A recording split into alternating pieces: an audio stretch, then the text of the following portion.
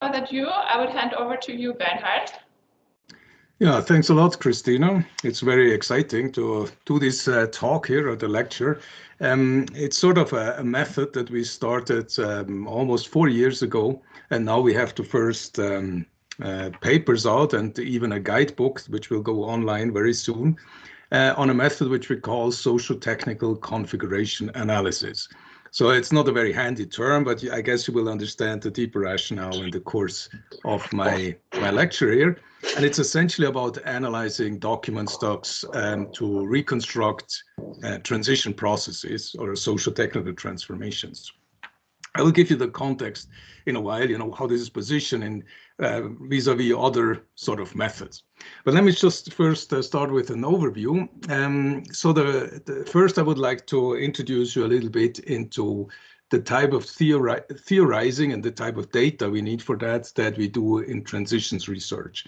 And I will argue that it's mostly about configurations of factors that explain whether certain dynamics happen smoothly or is stalled or etc.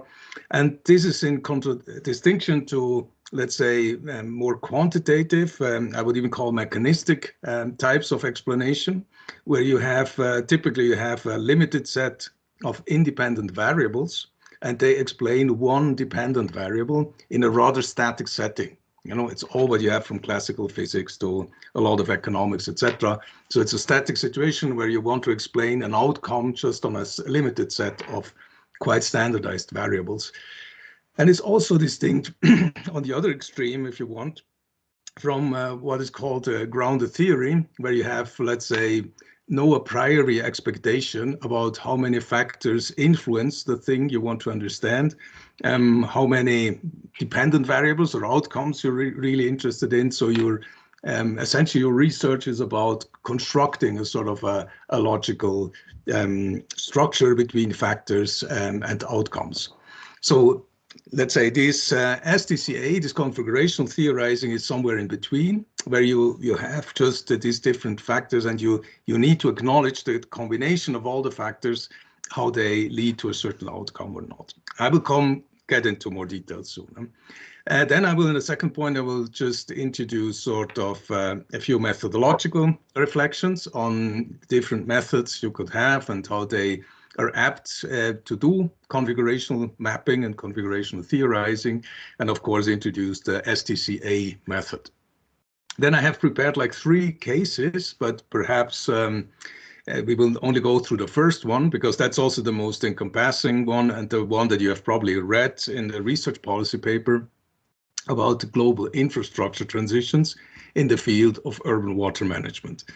But just to illustrate and to note, we have quite a number of more studies now coming out, which show the potential of this method. So one is the second paper that you had to read, which is called Beyond the Harmony Fallacy on modular water technological innovation systems in Switzerland. And then a third one, which has a little bit of a different focus, namely mapping knowledge dynamics in a certain knowledge field. Like the example here is the last 10 years of the journal ICED, Environmental Innovation and Societal Transitions, which I'm editing as the editor-in-chief. And we have now 10 years since foundation, and we wanted to understand what are sort of the topics, what's the dynamics of topics, of frameworks, of research questions over time. And this method also proved to be quite important and interesting in its results, also compared to the alternatives. And of course, I will outlook at the end, what's this, because this method is only at the beginning, and we have been struggling over the 4 years quite often, almost giving up. But now meanwhile, we are sort of confident that we understand the core of it. But of course, there can be many, many further applications in the future, and we have only started to explore that. Okay, and if you have questions, please try to stop me, to intervene, so you don't get lost on the way, because it needs a little bit of a specific kind of thinking. It's not rocket science, it's easy. Basically, it's easy to understand, but it's a little bit unusual. So please just intervene, and I'm happy to respond to your questions. But let's start at the beginning. So what is the core research questions that we want to grapple with or understand in transition studies? And let's say here as an example, you might know by now, that electric vehicles had already existed in the beginning of the 20th century. They finally didn't win out against the internal combustion engine. That's a whole story we cannot go in. But then, like 80 years later, or almost 90 years later, people started to rediscover electric vehicles, trying to reinvent the cars by dubious activities, by civil society people, etc. And a new wave of investments into electric mobility started then, essentially after Chernobyl, 86, and largely into the 90s. And today we see an actual transition happening, full speed, towards electrification of transport, of automobility, which for 120 years, or let's say almost 100 years, couldn't be imagined. So everyone thought that the internal combustion engine is the pinnacle of what you could expect in technological development and of organizing individual transport. So how can we understand these sort of long-term fundamental transformations? And I think it's like three types of research questions or phenomena that we want to understand. So the first one is the development of new industries. And I have here, yeah, it even works with the laser pointer. So no, if you look at this here, which was obviously not at the very beginning of electric mobility, but it sort of restarted from scratch. And what you see here that at the very beginning, new technologies or new industries are typically what has been called hopeful monstrosities. So you can project a lot of hope into that to say, well, this will reform and revolutionize personal transport. It will be a means to tackle climate change, etc. But if you really look carefully at it and you compare it to the existing industrialized cars, you see it's not really working. So it's a monstrosity. You wouldn't survive a crash. It has no long ranges to drive in. There's no comfort, etc. The costs are too high. So we have a lot of performance limitations. And these things are not cost competitive, and they confront a high number of implementation barriers. So the thing to explain or to better understand is, how can you analyze these early developments in a way to see, what the conditions would be for them to become mainstream and eventually even replace the dominant technology of today? So on the flip side of that is, of course, it's not only about individual technologies, but also how they sort of add up and embed themselves into entire sector structures, like here, the transport sector. And, it's well established that in these sectors, you see strong path dependencies that result from resistance of incumbents, the automobile industry in the world, because of a lot of sunk costs in infrastructures and production capacities, and also capabilities, expertise in the industries, but also not to forget about the resistance of users. So that's a lot about perceptions and use patterns. Steve Jobs always said, if I want to develop a new revolutionary sort of item, the last thing I will do is talk to accountants and to the marketing people. Because if you ask the users, they will always opt for rather incremental innovations. So main point is here, how can we understand the origin of these sort of path dependencies, and how can they be broken up, and how will this lead to longer term, hopefully more sustainable transformations? Here comes the third point about sustainable transformations, because these sort of historians have well established that these new technologies, these hopeful monstrosities, once in a while, they become dominant in a sector. And so we see fundamental shifts, from one dominant technology to a next one.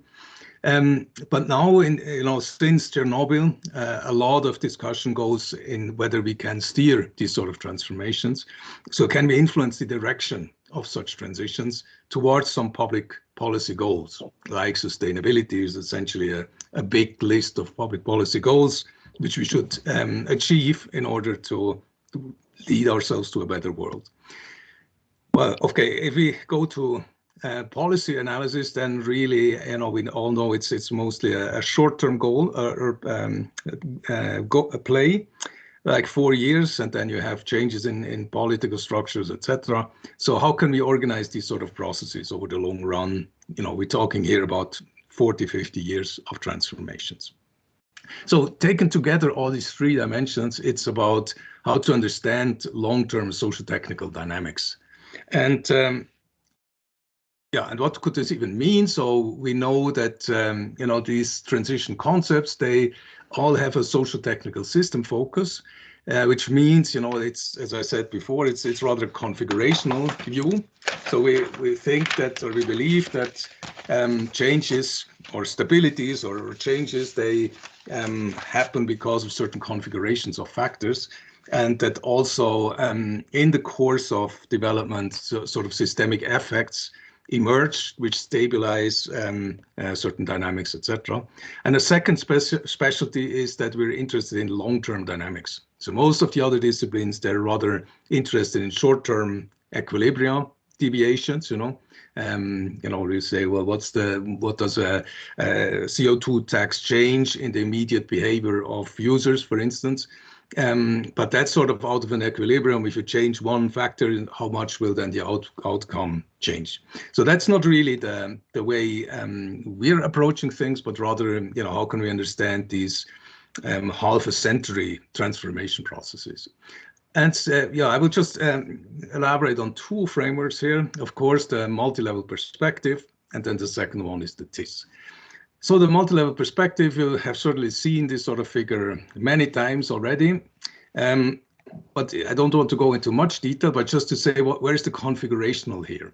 So the socio-technical regime, which is really the core concept of this framework, is sort of configurations of technologies and institutions. So you see here in this original graph, it was industrial networks, cultural symbolic meaning, infrastructures, the technology, markets, user practice, sectoral policy, techno-scientific knowledge.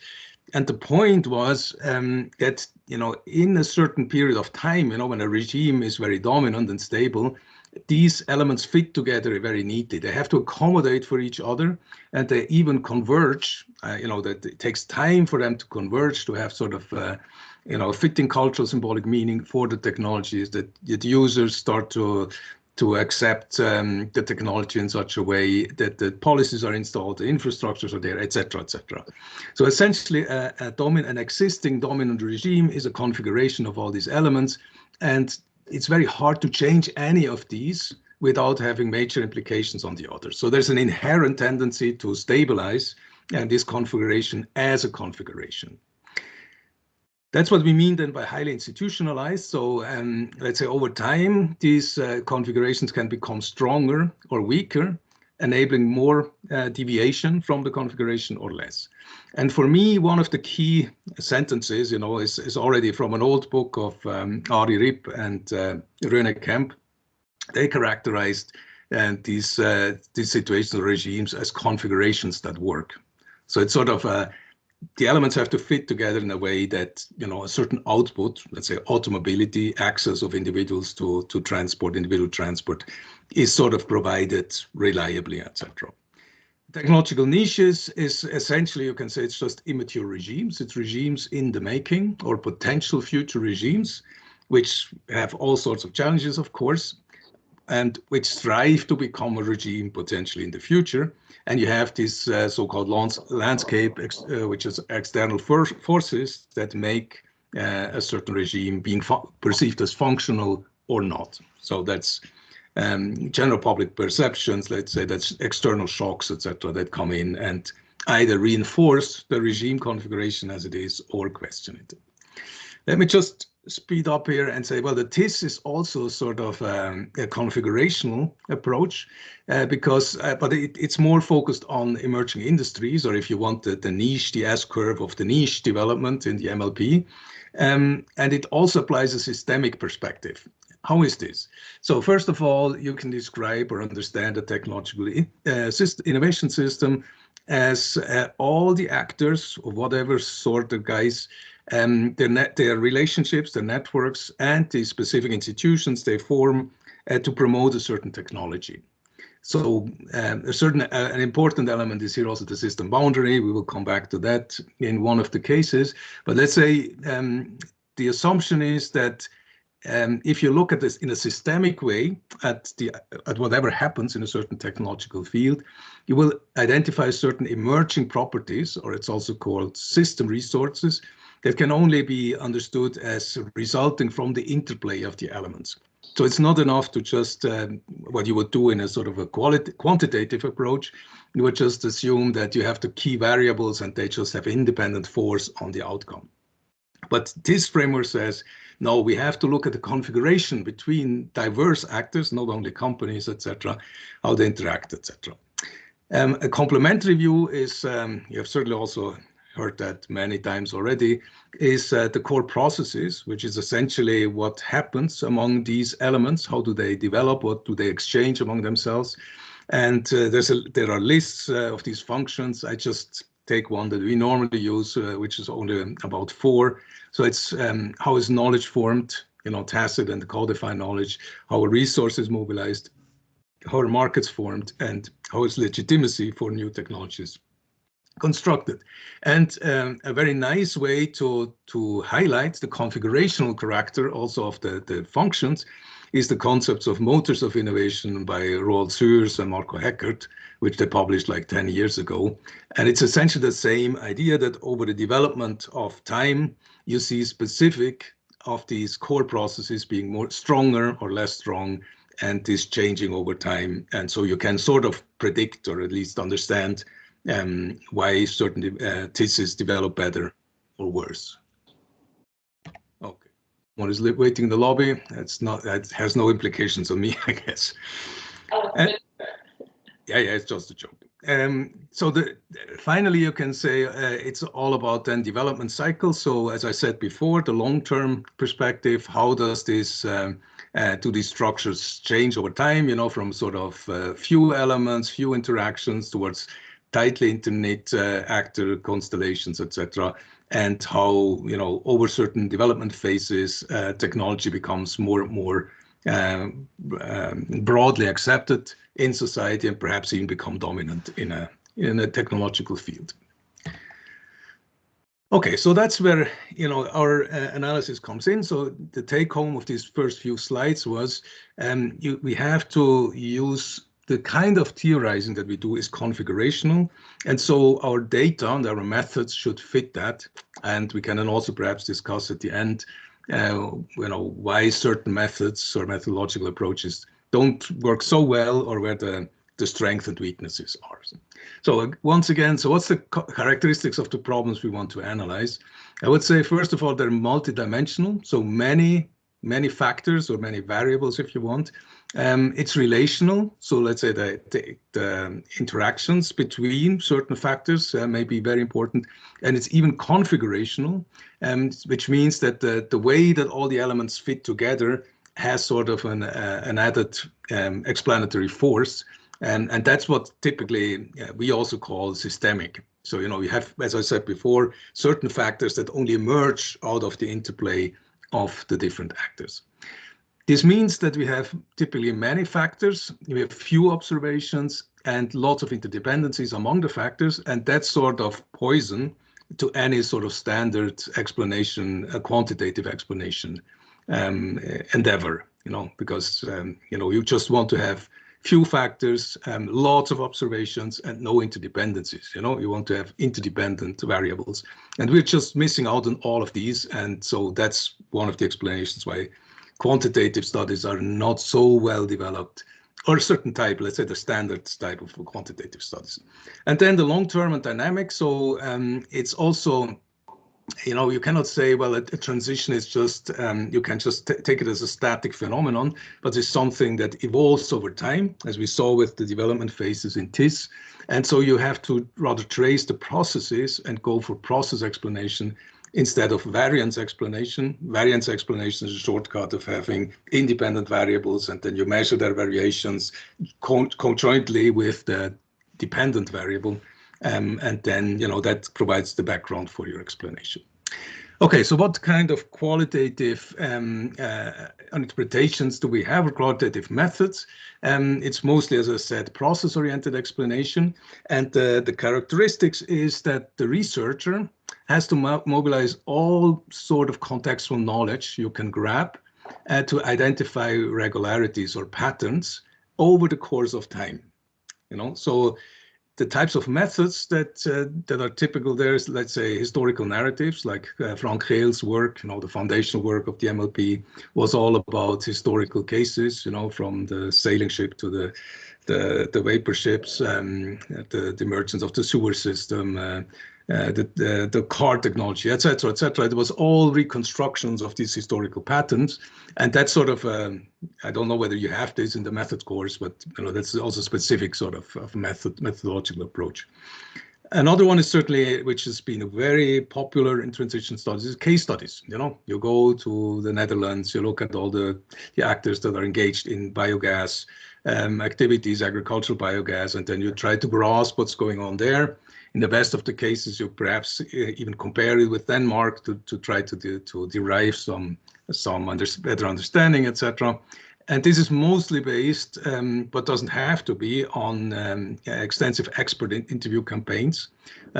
So especially if you look for success conditions on reviewable thesis in the Netherlands, there have been many studies like that, to go there. And I would even say, it can also be if you're develop or creating data on expectations, like for instance, in future-oriented scenario analysis, you also have this sort of qualitative approach, which is, well, not about what's happening now, but what do people expect to happen in the future. So you can develop sort of roadmaps of possible urban water management trajectories. That's what I've done a few times, etc.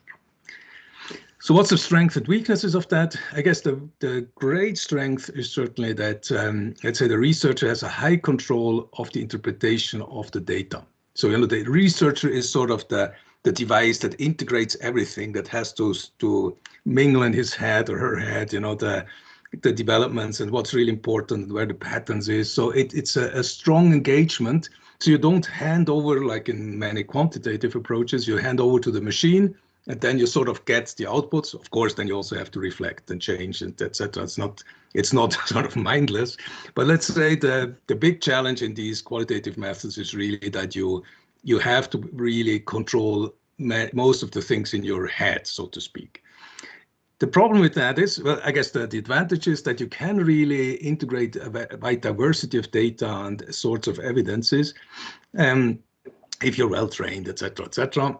But the problem is also it's very difficult to be transparent. So it's very hard to reconstruct the analysis of someone else, even though we have improved in that over time. But it's essentially a very sort of individual, let's say, internal sort of process, which is often criticized by the quantitative scholars to say, well, everyone can do whatever he or she wants, And of course, it's also limited in terms of scope, geographical and historical, because you can only do so many interviews.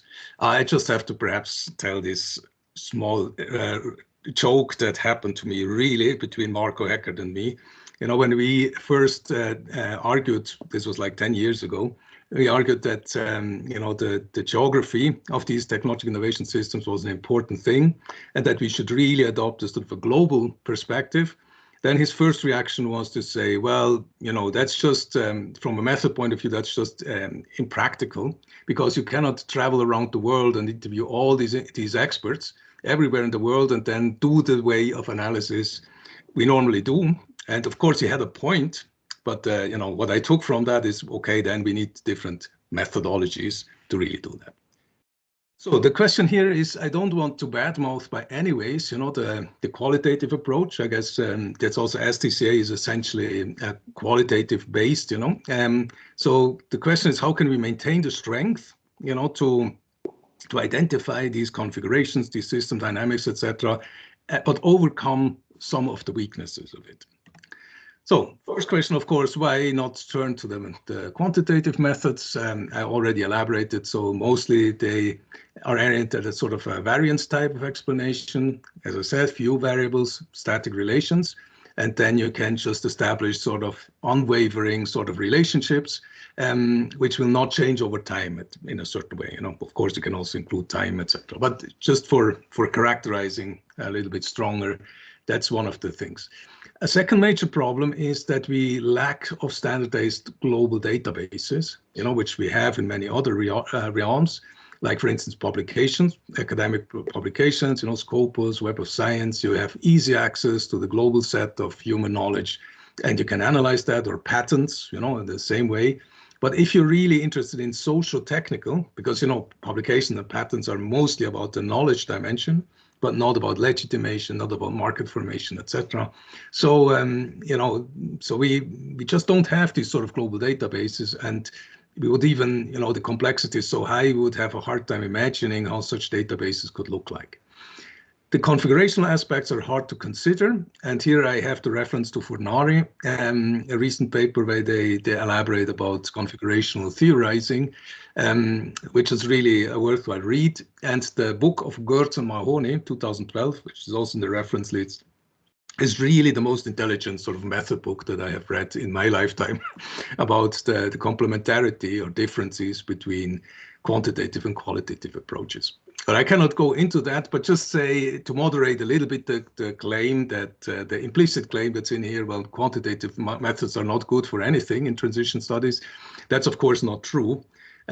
So especially if you look at the recent advances in qualitative comparative analysis, QCA, and also complexity science, you know, they are really interesting. And, you know, the paper by Ballon and Bosma, you know, about complexity science, it's even in the geography department at Utrecht University, you know, where there's lots of promises, you know, that we could build on. So is there a middle ground? And I would say yes. You know, if you code collections of documents, then you go to the middle ground. And I would distinguish like two types. One is, I would say, non-configurational. That's, for instance, the method that has been used and developed quite a lot in the innovation studies group at Copernicus, is the event analysis approach, where you sort of code from newspaper articles or trade journals or whatever, you code events, and then you follow them over time, and you just retrace sort of increases or decreases of attention for certain functions or issues, etc. We did something about mapping of institutional logics, which goes in a sort of a similar direction, but let's say more open to the institutional side of things. And then, of course, there is a lot of work in discourse analysis, expectation dynamics, hype cycles, etc., where essentially also you look at the development of topics over time. So this is not, you know, configurational, because you're just interested in some aggregated variables that change over time, and then you're interested to see whether it increased or decreased, or, you know, whether there was a hype cycle, and also you can interpret the pattern in a meaningful way. I would say, well, there are the middle ground configurational analysis, like social network analysis.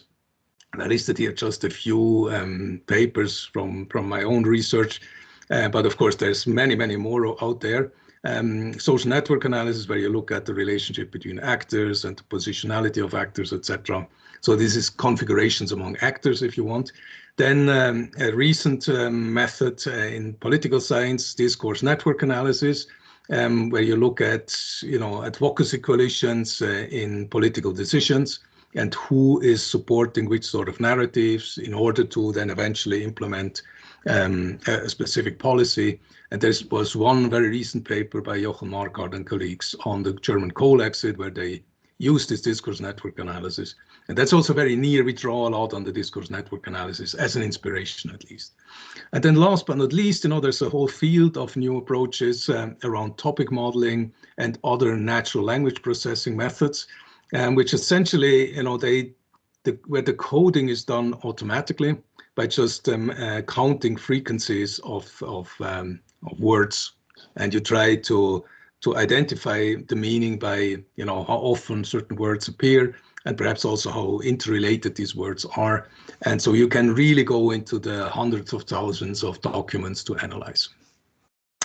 Okay, so that's the sort of the field in which we are positioning ourselves, and the particular approach of Sdca is sort of an explicit configurational approach on the middle ground, so very near to social network analysis, discourse analysis, topic modeling, etc. But of course, these boundaries are not so strict, so you can still, if you know a little bit about event analysis, you will already have gone a long way understanding what Sdca is. Okay. Are there any questions so far? Otherwise, I will now go into the nitty-gritty and really explain to you how Sdca works in its core. So I just continue, and otherwise you just intervene. I have one question by Paul, and I believe Paul is online, so you can ask the question yourself. Yes, Bernhard, hello. A quick question about the previous slide. It's easy to understand how do you do the topic analysis, right? But how do you do the event analysis? How do you what is an event? Yeah, you should talk to Simona Negro and to Marco Heckert. They sort of, not invented, but they applied this event analysis to TIS studies. An event is, if I remember correctly, is just whatever happens to strengthen or weaken activities in a technological innovation system. This could be the launching of a funding scheme. This could be a major experiment that has been started in a certain city. So it's a very broad thing, that whatever you could identify in the media that shows that something happened in the TIS. And then, of course, the challenge is to categorize different events, for instance, along the functions that has been done very often.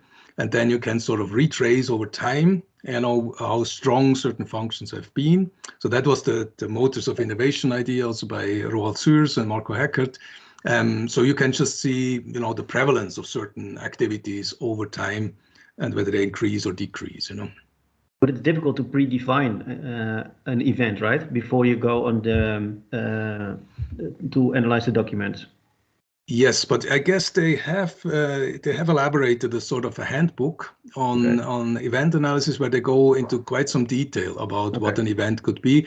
But of course, I guess one of the common elements or characteristics of these qualitative methods is that you have at least partially to create your coding scheme, your conceptual framework on the go. That's also perhaps a difference between the quantitative methods and the qualitative ones. In the extreme, grounded theory, that you're open to identify new factors that you were not aware beforehand, They were not in the frameworks, the theoretical frameworks that you base yourself on. So you have this sort of not deductive or inductive, but abductive sort of approach to update, your frameworks on the go. And that's also true for event analysis. Yeah, that's what I mean. Okay, thanks. Great question, thanks. There's another one in the chat, and I couldn't see the chat on my laptop, so that's weird. I'll try to see it here. I can't see it. Can you see the message in the chat? I don't see anything, I have to say. I only see the classroom, a very small picture. But maybe I was mistaken. Something popped up. Okay, no, then. Yeah, perhaps we continue, and then I will try to keep some time at the end, so we can perhaps come back to that. Because this was only the opening. Now I will go into the substance matter, really. Okay, Christina, are you with me? Yeah, super. Good. Okay. So how can we now identify socio-technical configurations? Which is really the core concept, if you want, in transition studies, or in socio-technical innovation studies, however you want to call them. So I guess the core idea of the method in Sdca is that, regime structures, that's sort of the rules that guide the behavior of actors. So actors have a sort of an awareness of these rules, but not in the sense of a textbook. You cannot just push a button of an expert and to say, oh, tell me all the rules in the regime. That would be a nonsensical question in most of the interview situations. But if you go and say, oh, we have all this, for instance, urban water management, we have all these challenges of global climate change, for instance, the more frequent occurrence of droughts. How should we approach this problem? How should we solve it? And then the interview partner will start to explain, what is sort of the technological approaches, what sort of regulations, what sort of incentive structures do we need to tackle it? And, if the regime is dominant, you should expect that like 80% of the experts will tell you the same basic storyline. They will mention the same elements, they will mention the same relationships, etc. And they will essentially, if you do a series of these interviews and you analyze them qualitatively, you will get the regime out, the regime structures. You can unearth that from the statements of actors. I guess that's what all the regime analysis did so far, just based on interviews. So our idea was to say, well, we can just identify these sort of basic dimensions, by analyzing statements of actors as they are reported in certain documents or document stocks, for instance, newspapers. That's always the most easy one to imagine. And, in newspapers, often actors are cited for certain positions. The Association of National Energy Technologies has uttered a statement that nuclear power is now sustainable. That would be a typical reference that you find in a newspaper. And so we would say, okay, the National Association has sort of connected the concept of sustainability with nuclear power. That's sort of a statement they do in order to confront the challenges that are there. So essentially, in the statements, you have sort of utterances about technologies, about policies, about values, about visions, and we call them, to aggregate them, the concepts that actors elaborate on. And so how can we now analyze how different actors connect to certain concepts and how this creates configurations? That's the problem we have to solve. And just to give you an overview of how to approach that, so if you go, let's say you have a document stock of 300 newspaper articles on whatever nuclear power, the future of nuclear power, or how nuclear power is presented in the national media. And then you will have a list, after having coded that, you will have a list of actors, like the National Association of Energy or Electricity in the Netherlands, etc. Also individual utilities, you have tech companies, you have regulators, you have consumers, you have NGOs, etc. A whole list of actors, which is here A1 to A5. And they will make statements where they mention concepts, here C1 to C5. Of course, normally you have more like 300 actors and perhaps 500 or 700 concepts, if you go, depending on the size of your thing. Now that the logic is that you say, okay, an actor who mentions a certain concept, we can just draw an arrow, make a relation between that, or just note, that this actor has mentioned this concept in a matrix. We will see that. And you can do that for all the statements. You can relate the actors to the different statements. And now you can sort of create actor networks out of that, of this sort of, it's called a two-mode network between actors and concepts. Now you can integrate this in a one-mode network of actors, where you say the closeness of actors in terms of worldviews can be measured by first looking at if one actor referred to C1 and another one as well. We can assume that there exists a sort of a connection between these two actors. They seem to share something about wanting to mention this concept C1. And you can do that, of course, for all the relationships, and then you get a sort of a network of actors. This network will just show you which of the actors have more similar worldviews and which ones are more farther apart. I will come on the graphical representation later, but you just have to trust me. And so you can then analyze in discourse network analysis, it's called Discourse Coalition. So which actors group together in certain political views. But the interesting thing, you can also turn it around and do it the other way and say, well, if an actor number 4 has mentioned concept 3 and 5 at the same time, this means that at least in the view of actor 4, these two are related. There's nuclear power and sustainable, they mentioned that at the same time. So the two are related out of this one statement. And you can do the same for all the actors and you will get a sort of a concept network. A concept network is sort of, certain of the elements will be closer together and will be mentioned by have been mentioned by more actors. So they're more essentially tied to each other. And others are farther apart or not connected at all. And so you can say, okay, there's sort of clusters of concepts that are strongly related by actors and others that are farther apart. And that can now easily be interpreted, at least in general, to say, well, if you have a whole bunch of concepts, technologies, institutions, etc., that are mentioned by many actors, that will probably be the regime. And if you have another cluster of concepts that is only mentioned by a few people, that's then perhaps a niche.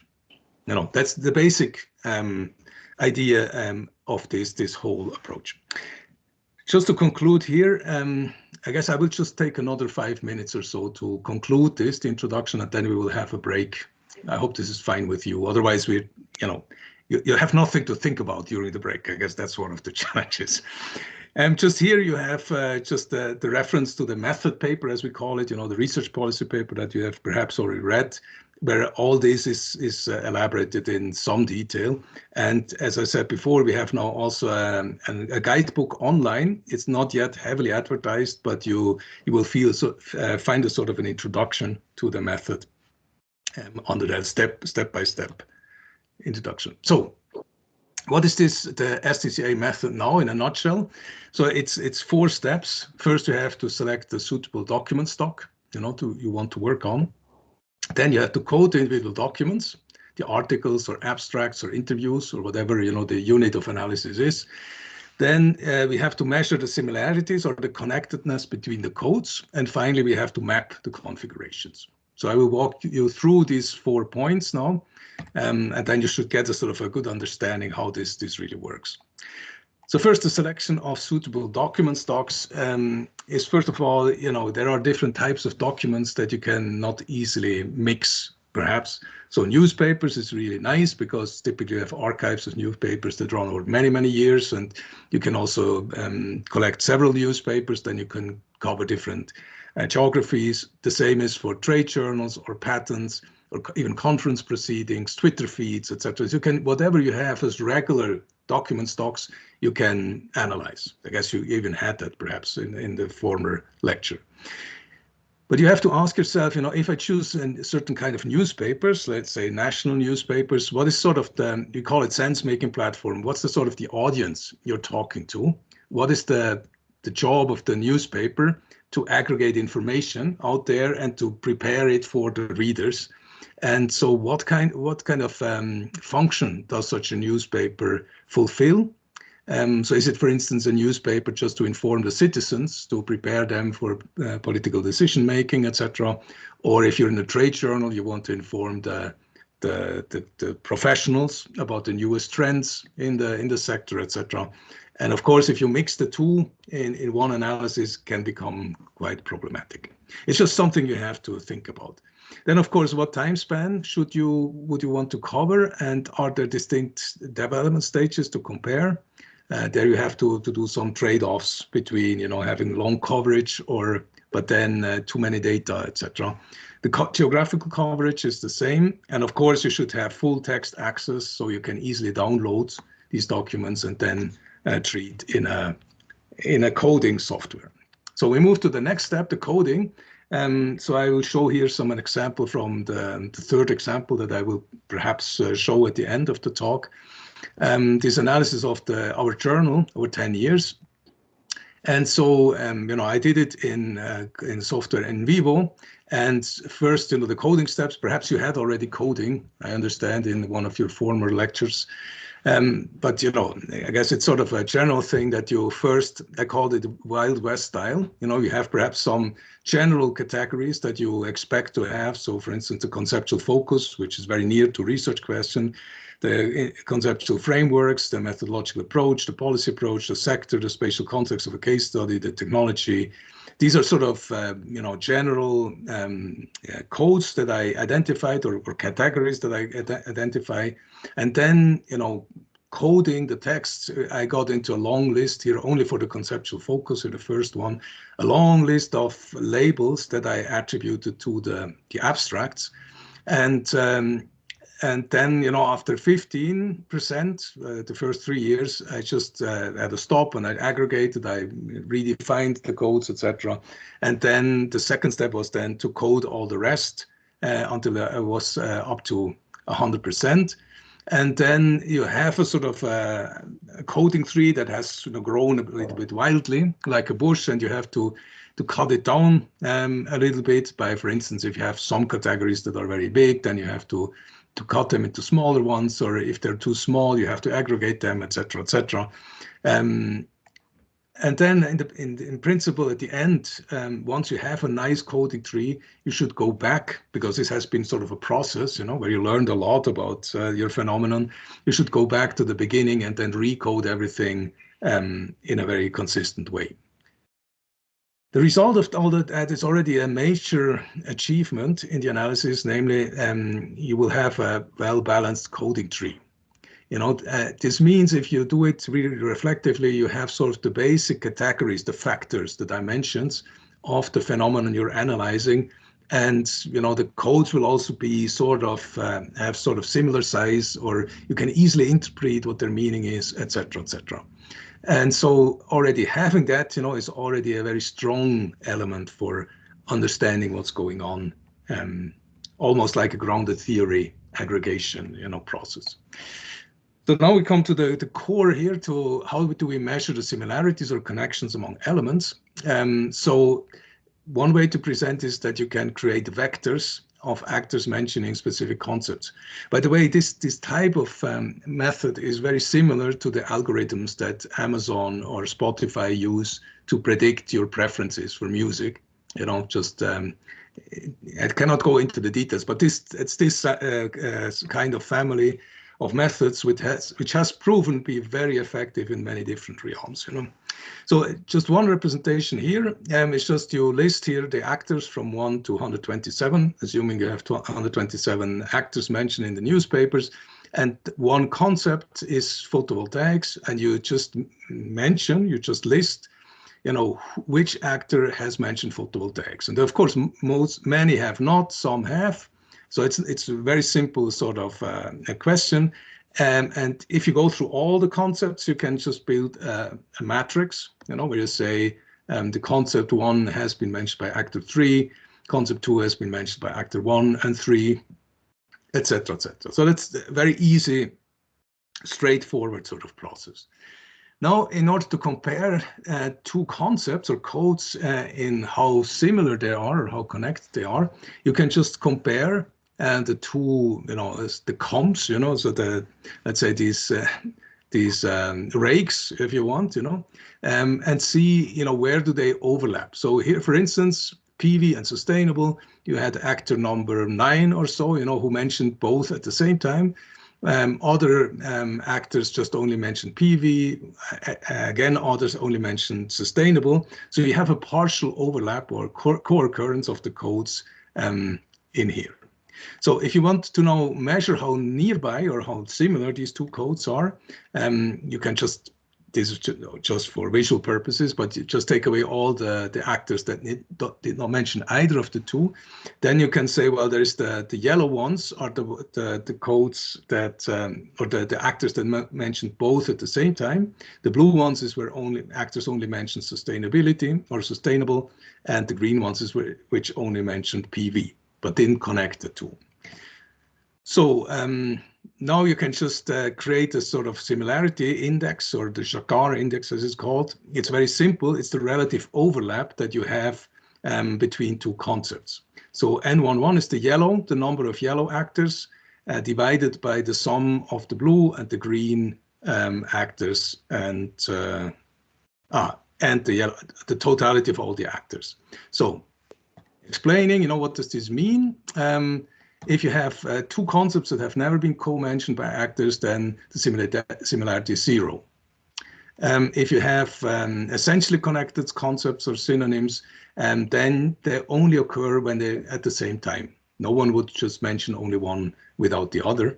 You can also have a constellation where one is essential to the other, but not the other way. So for instance, regime and MLP, in my analysis, I saw that, whenever MLP was mentioned, then the regime was also mentioned. You cannot have a paper that talks about the MLP without talking about the regime. But many authors talked about the regime without talking about the MLP. So then you have only a partial association. You could also have only a small overlap. So either it's just a small niche of actors that connect two fields, or it could in particular also be a newly emerging field if you do it over time. where only some people start to connect the two, but the majority keeps them still different. And let's say the general situation is, of course, when S is somewhere between 0 and 1, where you have, here I just used the example, if you have a concept like technological innovation system and one about corporate innovation management, then, the yellow part would be when TIS scholars would talk about the micro foundations of TIS, what do companies do in a TIS, and in corporate innovation management, you would talk about, for instance, innovation ecosystems. So how do companies engage in the broader environment? But of course, you also have TIS studies of several other guises and corporate innovation management of different other guises, etc. I guess here I just want you to understand this notion of similarity and how it can occur.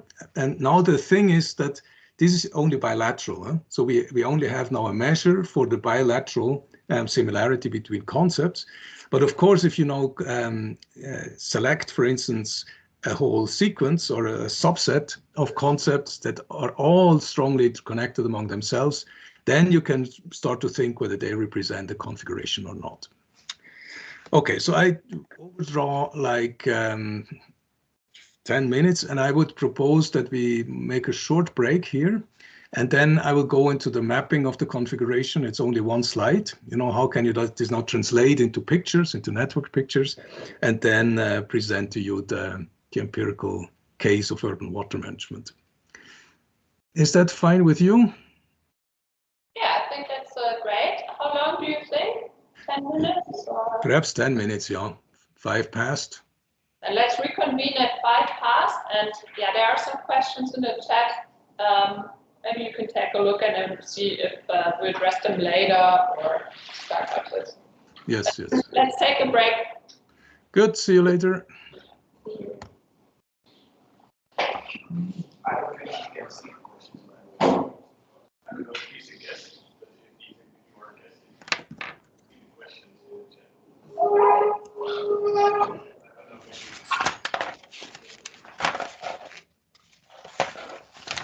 That's good.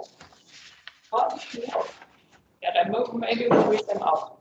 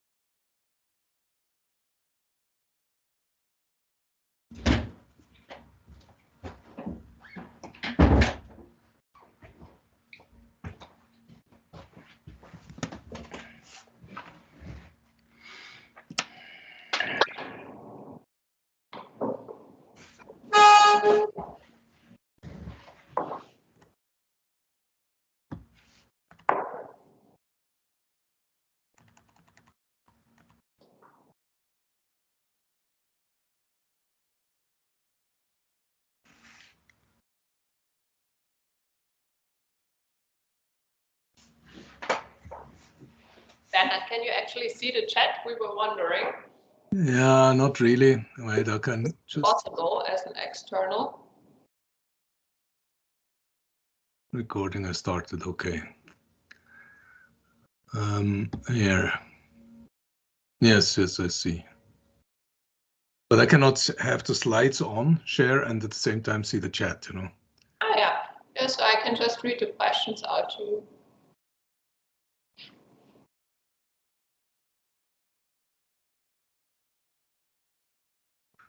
Oh, very difficult question. What's an excellent example? But you had quite a few on the slides for different methods. Yeah. So I have the paper by Jochen on coal phase out in the discussion seminar. Yeah. Yeah. So it's just these three, yeah, the three questions. Yeah, I don't know if it's now disrupting. We can also take them in the very end.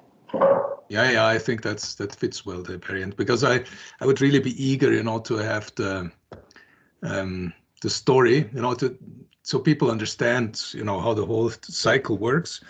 And you know, I just have one slide now to finish up the introduction, and then a few slides for the empirical illustration.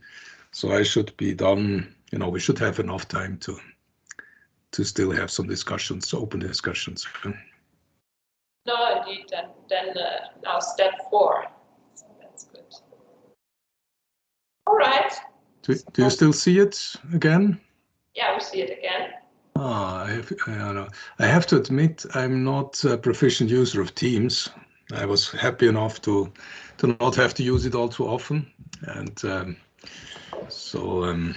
yeah. Usually not use Zoom, you know. Then it's sort of, at least, you know, in my view, it's more flexible in many dimensions.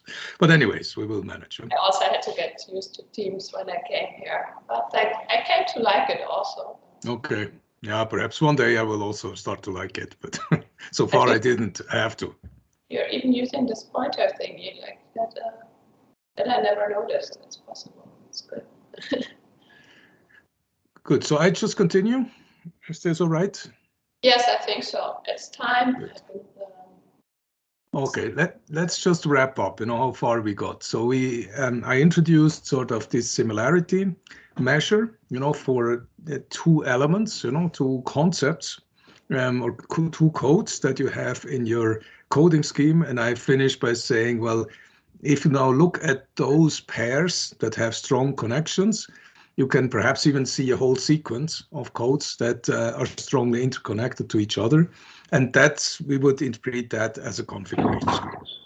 So, but now the question is, you know, these are all bilateral things. So how can we now map the entirety of all the relations? How can we have a view on the field? You know, as a geographer, mapping is a very natural metaphor for that.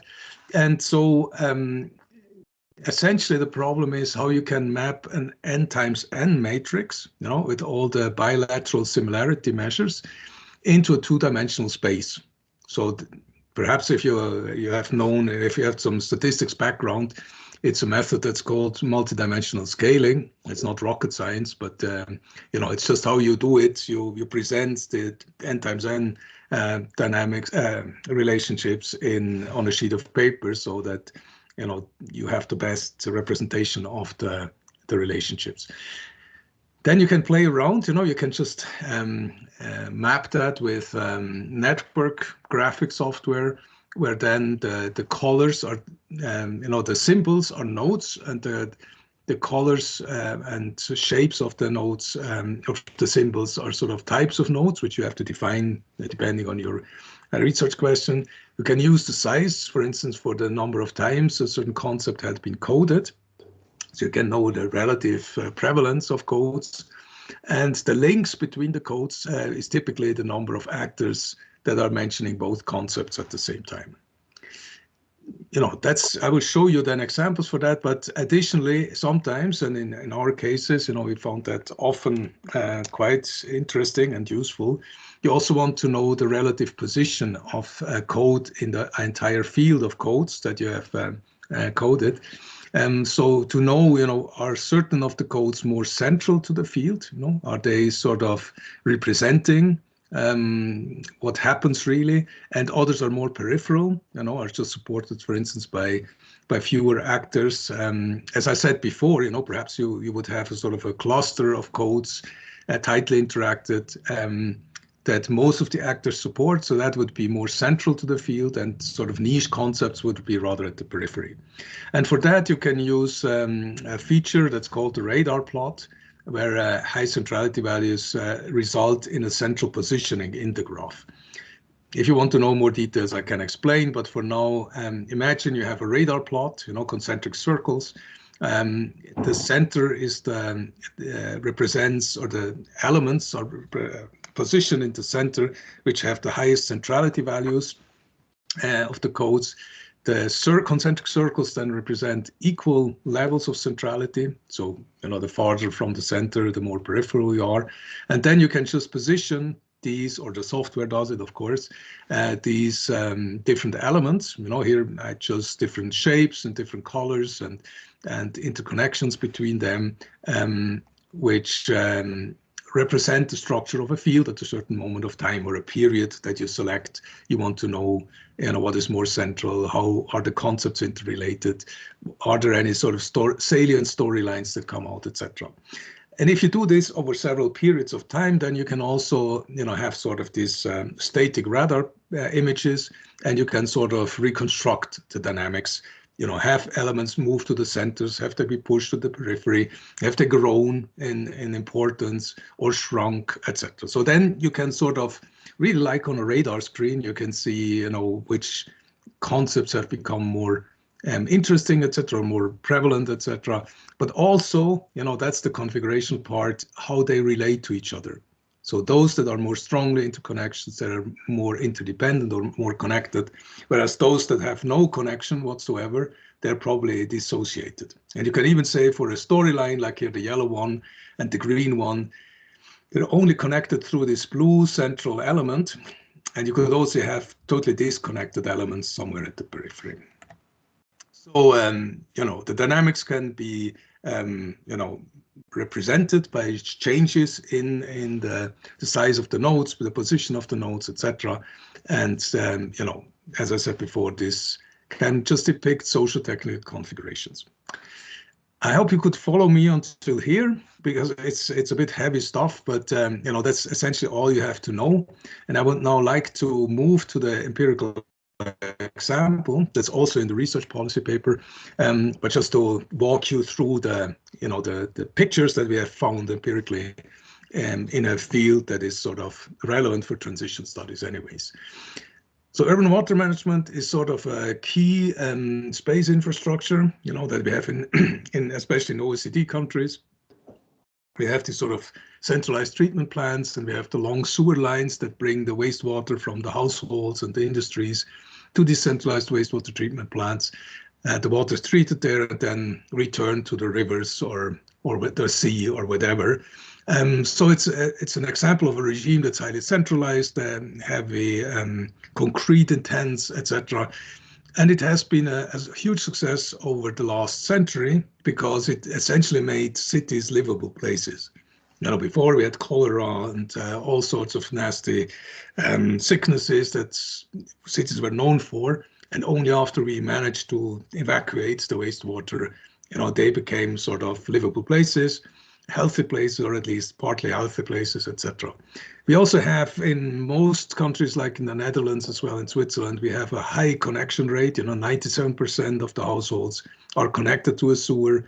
And so there exists some small alternatives, but let's say the regime is quite dominant and can be safely described around these centralized infrastructures.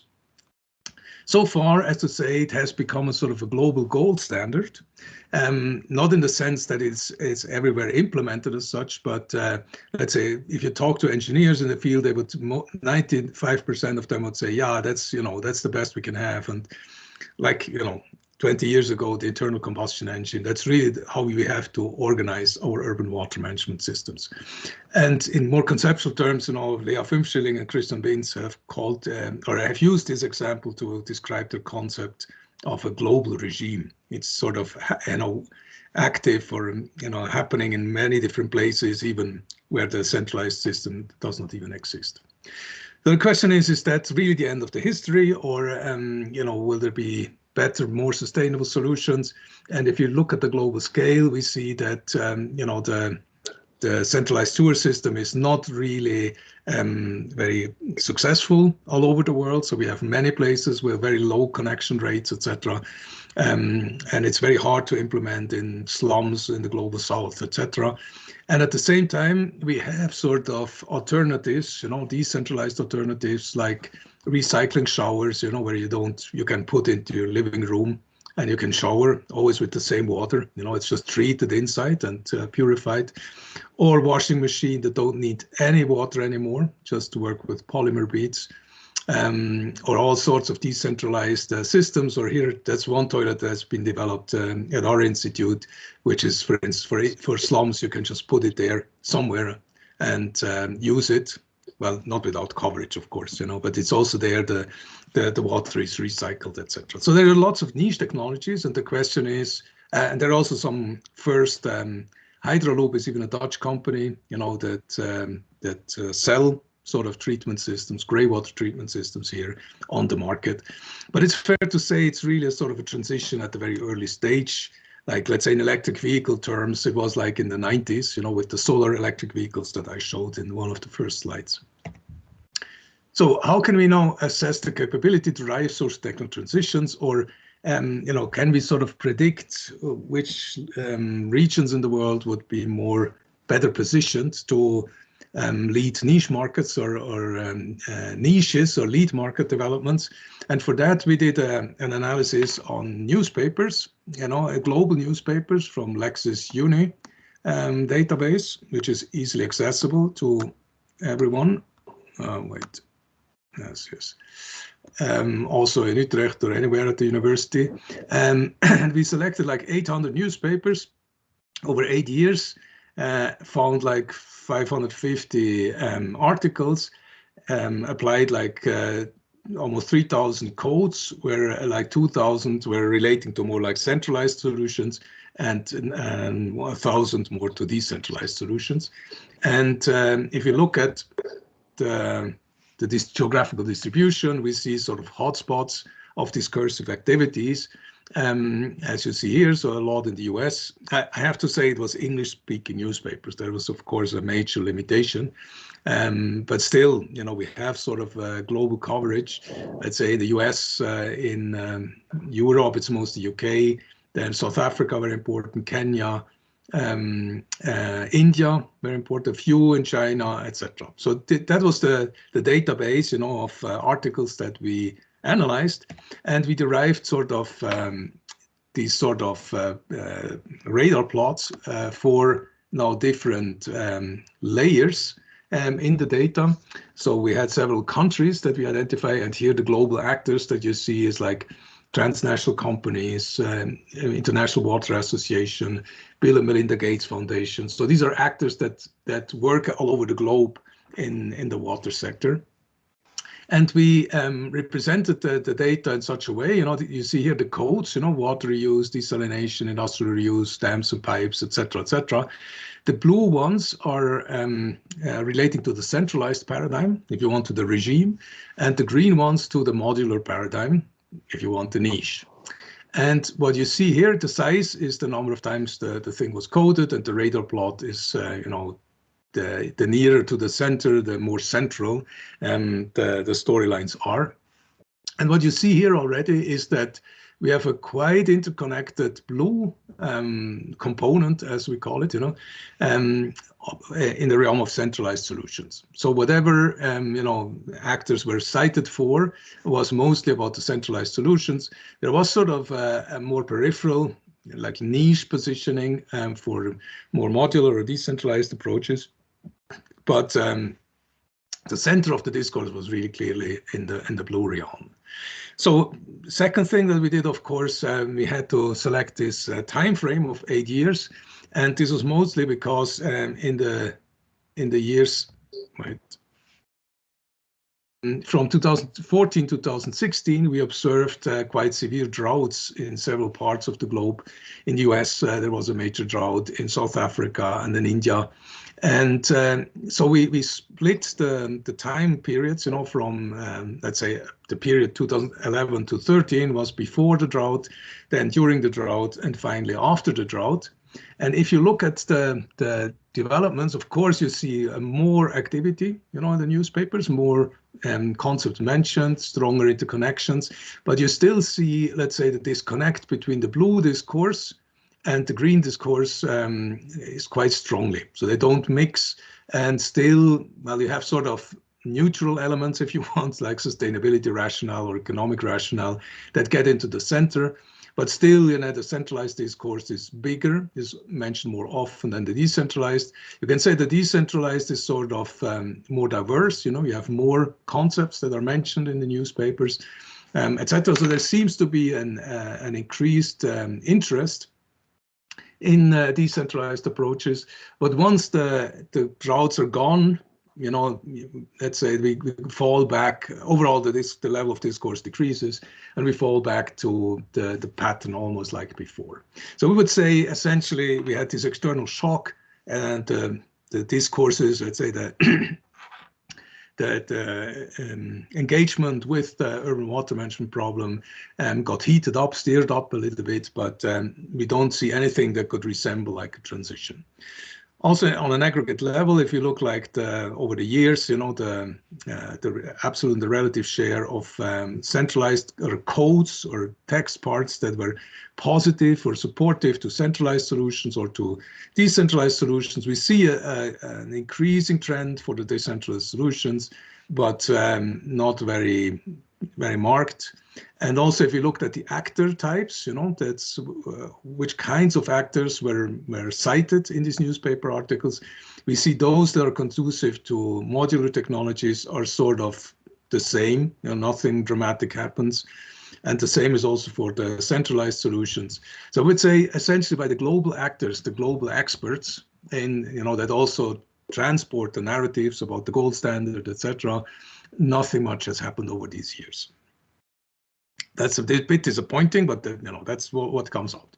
However, if you go to some regions like the US, and here most of California plays an important role, we see a very similar pattern at the beginning, but then during the drought, we see a strong emergence of the green elements. They also move much more to the center, and they also interact and cross-reference to the blue ones, not very strongly yet, we have to say, but let's say the overall picture is much more diverse and varied. And if you look after the droughts have gone, we see that actually the modular paradigm, as reported in the newspapers, of course, became much more centrally located. So we would say, you know, the discourse has a bit shifted from a predominance of the centralized solution to rather a weak predominance of the modular paradigm. So I would say that could already sort of represent a sort of a transition, or at least the beginning of transition, or you know, the preparing of the ground for niche developments to happen, because the modular paradigms get more legitimized. The aggregate picture, you see, you know, it's the number of codes, the relative number of codes has increased quite strongly, even though, you know, in absolute terms, of course, the hype was in 2015 in the middle of the drought. But the most interesting part really to me is if you look at the actor groups, you know, that have been cited during this period as supportive to modular technologies. So we see at the beginning a mixture of NGOs and research and some public authority, so which would typically be something, oh, there's a potential, you know, new technology that we should take seriously, but companies don't engage very strongly. During the drought, you know, it's still the companies sort of increase a little bit, and there's also media that have taken it up much more.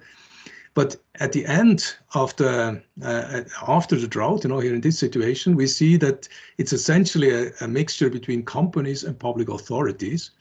And in a public utility sector like urban water management, which is heavily dominated by public authorities and regulations and companies, we would say this is a typical sort of transition that we would observe or expect from for instance, from a motors of innovations perspective. So I would argue strongly that we see here sort of at least the beginning of a sort of a strong niche dynamics and a stronger support to these niche technologies. If you look at the evaluations for centralized, the support for centralized solutions, it's mostly like public authorities and companies with some variation. During the drought, a little bit more of research, but there's no bigger shift in this structure.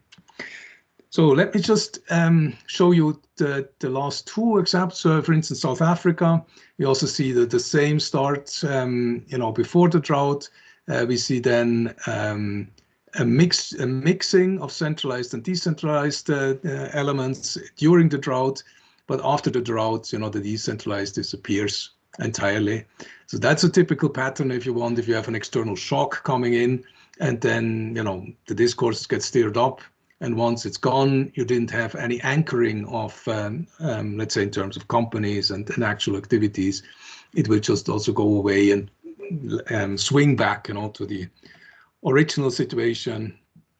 You see here again, during the drought, there was a big emphasis on public authorities, both in the centralized and the decentralized approach. And it's at a very low level here. We see a little bit of more companies engaging, but not to a big deal. India is very interesting because in India we know, or we see also here, that they don't have this sort of strong dominance of the centralized paradigm. But in India you have like centralized solutions and decentralized solutions that are very strongly developed. And you see this here in the sense of the green elements and the blue elements being in the center at the same time already before the drought. Not strongly interconnected though, but there's still, it's like a polycentric regime, as we called it once, so there's two regimes that are both equally present in the discourses. During the drought, we see a stronger emphasis on the modular approaches, and also after the drought, it still remains sort of mixed. So here we would see that's like two parallel regimes, if you want, that coexist and that react in a different way to the challenges. Also here we see that the relative shares are sort of constant, so it's nothing dramatic happens. Of course, during the beginning of the drought, there was a little bit more attention, but it's also sort of fluctuating. And the same is for the actor groups. We don't see major shifts here. So again, we would say in India, we don't see a sort of a strong shift because the solutions, the centralized solutions and the decentralized solutions have established their own regimes already.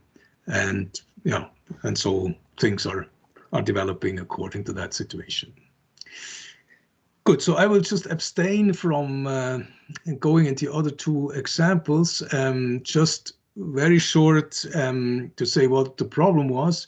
You cannot only, let's say the case that I showed you now, this sort of global analysis of niche regime interactions is sort of the standard case if you want that we had to imagine to retrace socio-technical configurations. But you can also, instead of focusing on concept networks like we did in the former paper, you can also evaluate the actor networks. And so here we did it just to take up the issue about why there is no competition and conflict in the TIS studies. TIS studies normally just assume that everyone is living happily with each other. In the TIS, everyone wants to promote the technology, and so there's just a lack. Normally, it's a lack of information or knowledge about other actors that hinders the development of the TIS. But you rarely see any mentioning of conflicts among the TIS actors. Perhaps there's conflicts between the TIS and the established technologies. And so, we wanted to say, how can we just unpack this sort of value situation. And so we did here with the same method, the same coding, but now for the actors, here an actor representation based on the concept codes of values. And so the values were just, professional values, community values, market values, ecology, design, science, and legal values. This goes back into the institutional logics literature, etc. I don't want to elaborate, but what it could essentially do is out of these relationships between the actors in terms of values, you could then sort of identify sort of value orientation, like a socio-ecological field logic, a professional field logic, and a market industry field logic, and then show how these logics, these value orientations, lead to certain preferences about collaborations. So, do people that adhere to a sort of a market logic prefer to interact with other actors that also adhere to the market logic, or do the socio-ecological people hate the market people? And of course we see all of that, and we see this then represented in the actual collaboration networks that they have established, as well as in the preferences for certain technologies, which then leads to or hints at different directionalities that these actors will push for.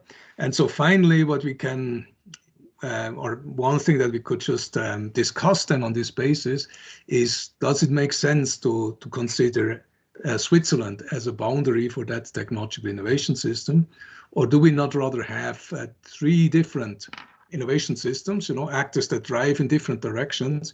And if you want to have a national policy in this field, and you approach all the actors in the same way, you will miss out on how to support them actually, because there's deeper lying values that you have to accommodate for.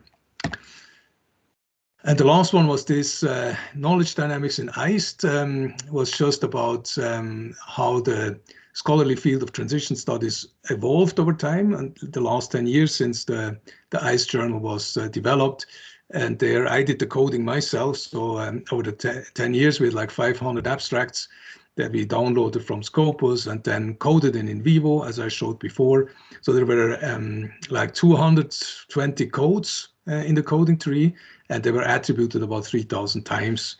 And what you then can show, in like time slices, you see here the gray circles are sort of conceptual foci, or research questions if you want, and the other shapes and colors that are conceptual frameworks.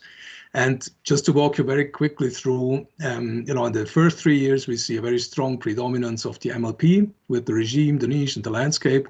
And the second component of economics, green growth, finance, which was the former editor-in-chief's hobby horse, and which worked out in the beginning.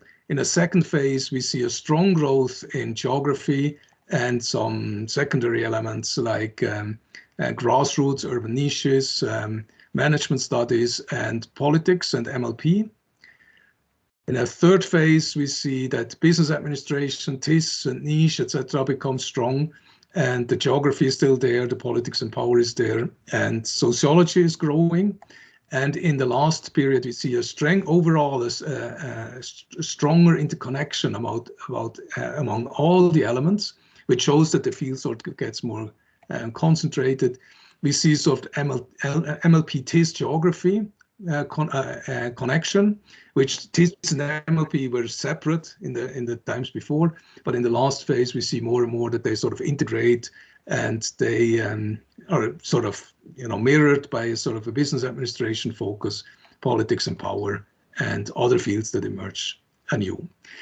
You don't have to follow that in any detail. It was just to see, it's the same kind of graphic representations. And you see a little bit, how you can interpret and make sense of the same method, even if this here is not primarily actors that connect the concepts, but it's abstracts or publications, etc. So I will just come to a close here, so we still have some time for questions and discussions. So what is sort of the selling claim for the Sdca method overall? I would summarize to say, well, it's a sort of a systematic reconstruction of socio-technical configurations. So this has not existed before. The event analysis is essentially counting events, whatever the events are. This was a very good question. Over time, and we see increase and decrease, but we don't see the relationships between these concepts. So we don't see whether certain socio-technical configurations, certain alternative pathways or trajectories became more important or less. We saw the same, for Eist, the former editor-in-chief, he just did a topic modeling exercise, and that's about the same. You see, you get perhaps a dozen or so topics, so labels, that you can trace over time, and then you see whether they have increased or decreased. And it's very broad brushed, and saying what was one? Innovation, and then another was environment. And then you can see how these sort of highly aggregated terms change over time. And what we can do in our representation is, of course, have a much more detailed account of how the interactions or the connections between concepts and frameworks developed over time.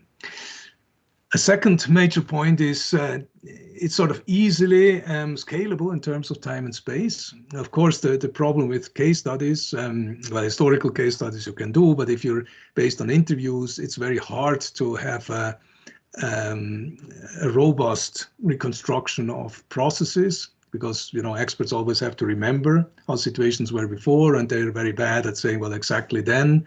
Isn't this happened, etc. So with newspapers, you can sort of, go back in an archive and say, well, in 2008, these were sort of the dominant discourses and the interrelationship between the concepts. And as I showed you with my example, you can do this in different countries or regions at the same time, even have a multi-scalar approach, and then really see how this thing developed over large geographies. It also enables the comparative assessment of different cases, because you have sort of similar approaches. You can then more easily, but this still needs to be done. It's not, we haven't had a proper case yet, except for the first one, to really, with the same sort of focus, to analyze developments in different countries or regions, or across time, etc. I would say an important point is also, it's not exactly correct how it's put here, but it provides an inroad to more explanatory approach, because so far, what I've shown you here is still primarily, not 100%, but primarily descriptive. So we can just describe how the things develop over time. We cannot explain all of the networks alone. So that typically what we do is we combine it with process tracing, so let's say the networks, the changes in networks pinpoint to key events, or key transformations that happened. And you can then go in and first of all analyze the original data in the newspapers to identify what happened there really. And then also back it up with expert interviews, of course, and then say, well, we can now explain why this element shifted from the periphery to the center, etc. So let's say Sdca, as I presented it here alone, the networks alone are not yet explanatory, but we would maintain that it's a very important element to really go towards a more explanatory stance. And last but not least, it's sort of bridging between qualitative and quantitative approaches, because you can, in one of the papers, the harmony fallacy, we also had some network indicators to describe what happens. And of course, you could even do some regression analysis incorporating network indicators about the position of certain elements, etc. And the big advantage is also you can always go back to the original data, and what you have coded and what the content has been. Of course, there's also limitations and challenges, like you have to be very careful in selecting the document stock, because it has this sort of representation of a particular perspective. Newspaper journalists, they select And editors, they select certain topics for specific criteria.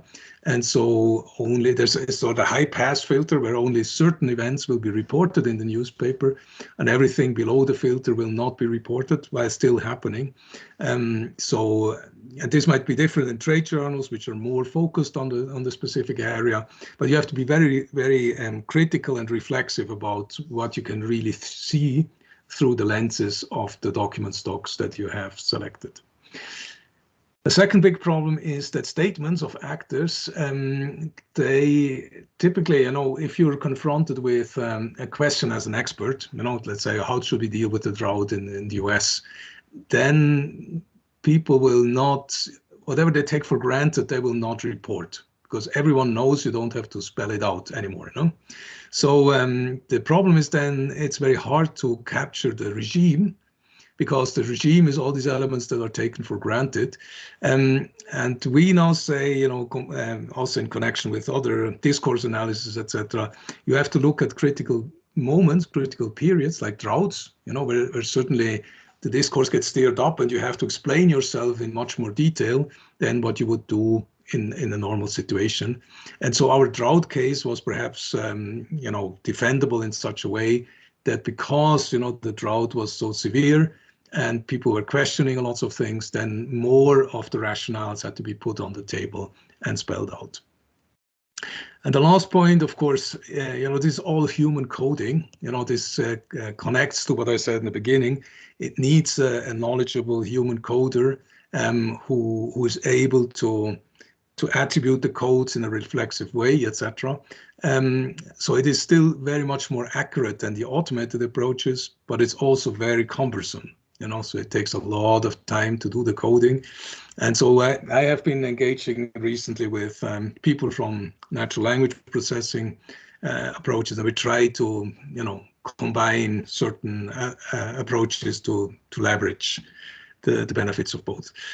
So let me conclude with there's some further application cases currently conducted in my research group. So one very interesting field is outer space transitions, satellites and globe positioning systems and environmental observation, etc.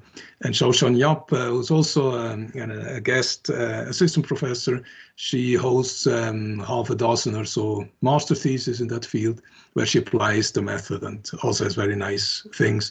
We had something on seawater desalination in California.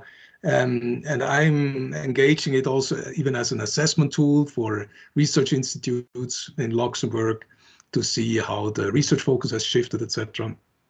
And as I said, we have this guidebook to actually do Sdca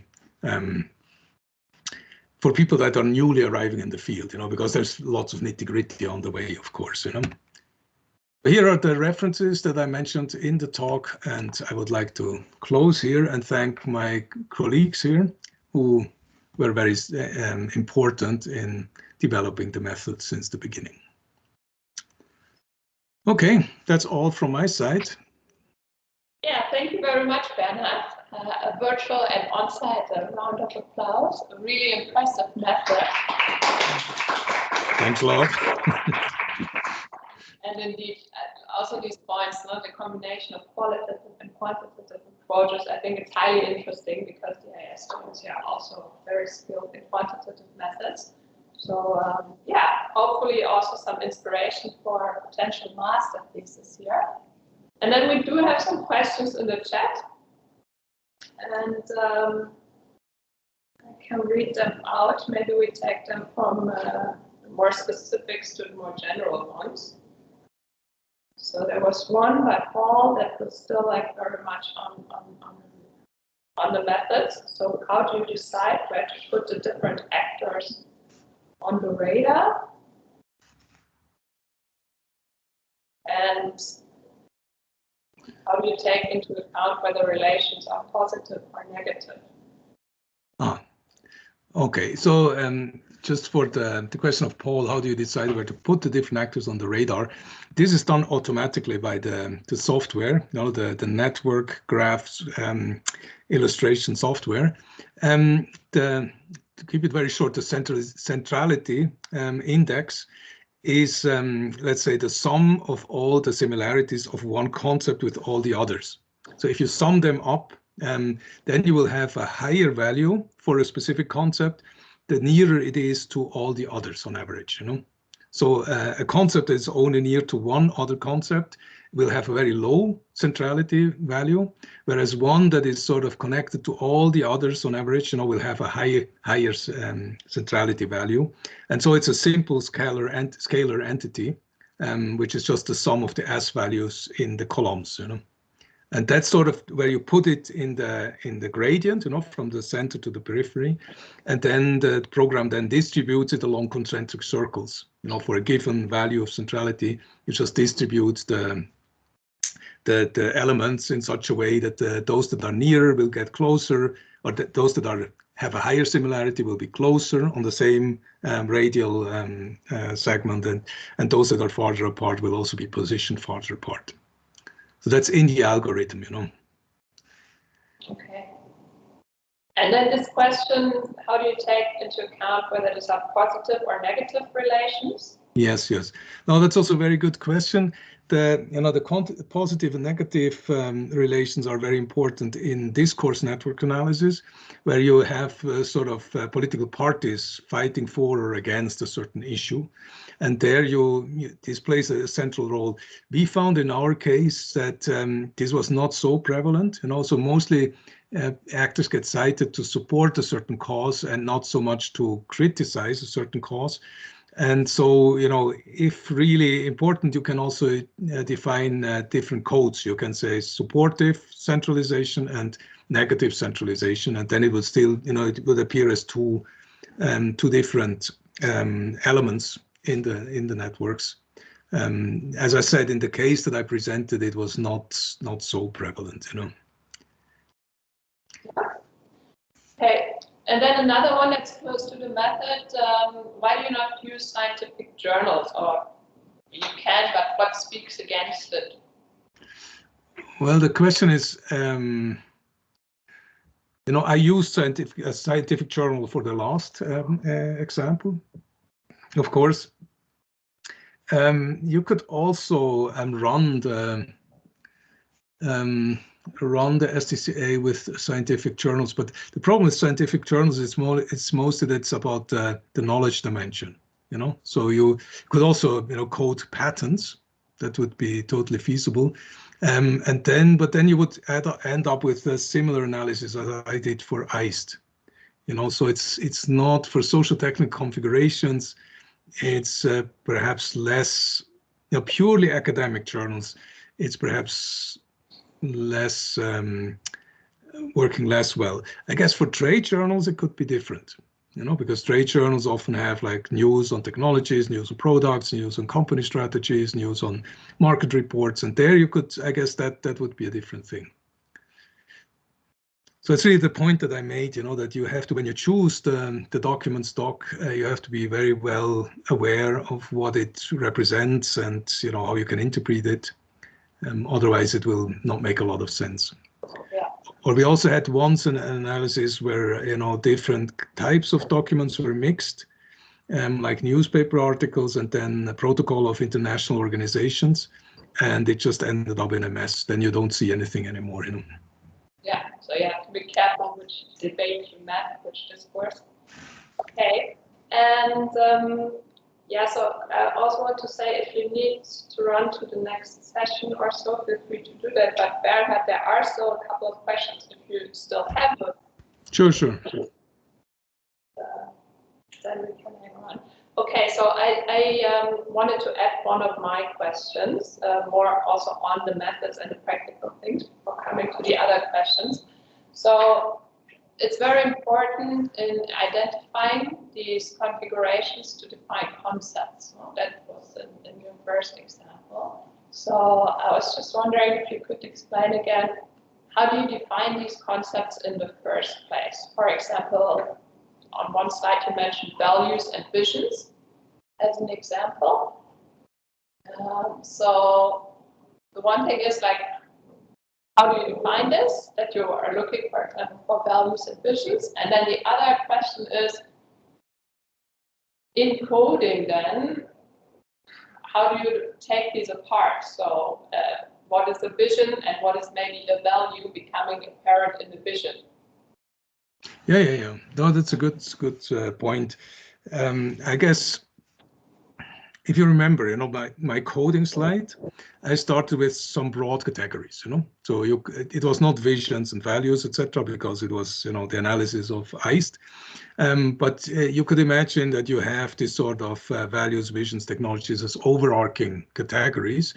But then you go, you do the coding and it's sort of abductive, you have some ideas about what you would expect to see, but then you start to code, you put labels, etc. Then you have to aggregate the labels or you have to split them up. And so I guess the characteristics or these broad dimensions help you a little bit to get an overview or to work in a systematic way. It's not that, perhaps you will not find a lot on visions, for instance, in certain document stocks or on certain topics. So, that's then a limitation, So it's not like you have a deductive scheme of codes and then you will find full information on all of that, but you have to balance a little bit on what you would like to see. I guess the socio-technical means that you would be equally interested in certain of technological variants as you would be in regulations or attitudes or practices, etc. And you would just code in such a broad socio-technical way. But how they will be aggregated in the end, that's why I made the point about the coding tree being sort of a very substantial result already of the whole exercise, is to say, yeah, in this field with this document stock, we see these and these concepts, categories, being prevalent. And I have to try to understand the transition in these terms, Okay. And the overarching categories, they can be predefined, but they can also be emergent. Yeah, it's always a mixture, I would say. I tried once, and it's still a project, to come up with sort of a generic coding tree, to say, well, typically you have sort of established systems or regimes, you have sort of upcoming niches or emerging regimes, etc.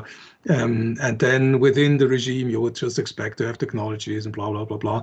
So in the end, you could come up with a sort of an ideal type coding tree. But then it's still, in our experience, it's still very important to then be open, say, okay, we have a rough roster of expectations, but then we have to be attentive of what is really in the sources, because it can also depend on certain editorial strategies of newspapers that like to report on certain things and not so much on others, and this may then play out on what you get information on and what not. Okay, yeah. No, super, thank you. Yeah, then maybe the two questions that zoom out a bit more.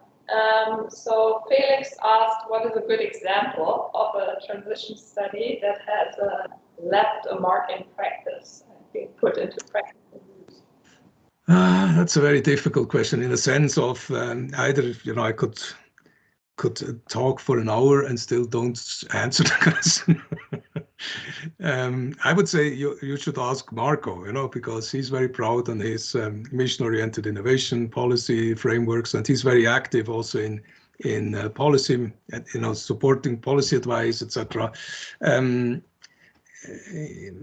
I would say, to put it shortly, Felix, you can perhaps specify, but in this general way, it asks about the relationship between academic research and practice, and that's always a difficult field, to really give good, clear answers, Is this okay for you? It's not a satisfying answer, I know, but yeah. Now, for instance, just to give you one example, of course, there is this whole innovation systems framework, which emerged in the late 80s and has become very important in the 90s until today. And it has informed a lot of policymaking in the innovation policy field, industrial policy, regional policy field, etc. So in that sense, it has a lot of resonance in actual policymaking, and it has, especially as a sort of an alternative narrative to, let's say, what economists would tell you, to say, well, what are the major, institutional arrangements? You just have to get the taxes right, and then everything else will automatically fall in place. So I guess the transition scholars with their systemic approach, they have an alternative explanation to say, no, you have to look at different things, experiments are very important, etc., etc. And this, transition management as a sort of policy approach, this had a lot of resonance and impact, I would say, in reality. If you then want to get more specific, what exactly and what would have not happened, etc., then it becomes very, very difficult to make a strong point. But the world would be a poorer place without the transition scholars. Let's say like that, intellectually poorer. Agreed. I think, Felix, you say that's fine. Otherwise, feel free to ask further. But then Jelle also has a question that he wants to ask himself. The thing I was wondering is what you mentioned at the last time is that there was a change in the when at the end when there was a change in regime, there was also more explanation from the newspapers or from the regime. My question is, why do you think this happens? Why do you think they are more willing to explain themselves? Sorry, who's the they that you're talking about now? I think you mentioned that this was the newspapers or the from the regime.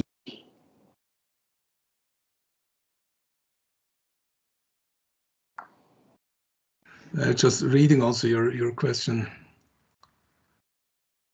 Yeah, so I think it's more about what gives rise to these shifts. Ah, okay. The speculation of like, is that just because there's really a change, or is that because more and more actors are joining into the conversation? Yeah, well, let's say more and more actors joining in the conversation is already a change, Let's say that's a sign that a certain alternative gets more institutionalized because more people are aware of it and engage with it, etc. So in that sense, I would say that's one element to interpret, the networks as you see them. I guess a more difficult question is, for newspapers, what is really the mechanism of filtering in newspapers? So what do journalists do? On what sort of stories do they jump on? What is the editors' meeting? When did they kill a story, or when did they push a story? And has this changed over time?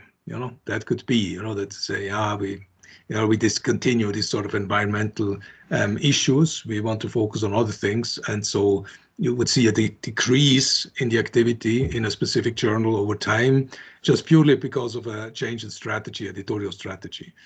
But as we don't have only one journal, but a whole set of journals or newspapers, I would expect that these effects balance out a little bit, and you would still say, we can capture the actual developments, even though, as in our case, as the activity goes down quite remarkably, it could also be that this also implies a change in how the issues are covered.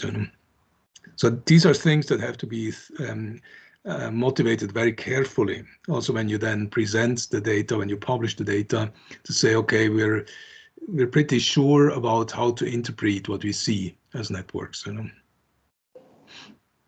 That's a very good point, methodologically.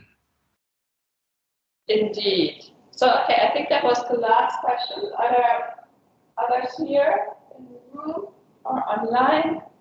Let's see one you posed. Jelle seems satisfied with the answer.